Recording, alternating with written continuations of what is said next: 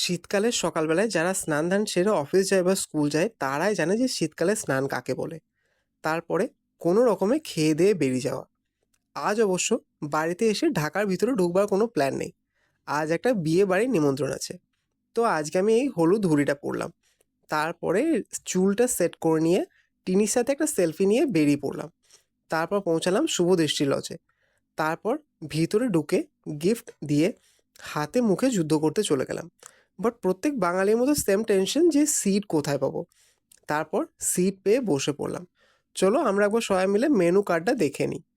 তারপর খাওয়া দাওয়ার পরে একটা সেলফি নিয়ে আইসক্রিমটা খেতে লাগলাম। তারপর সেখান থেকে গেলাম আজ এখানে, না না, ডমিনোজে না, গেলাম যৌতুক পান ভাণ্ডারে।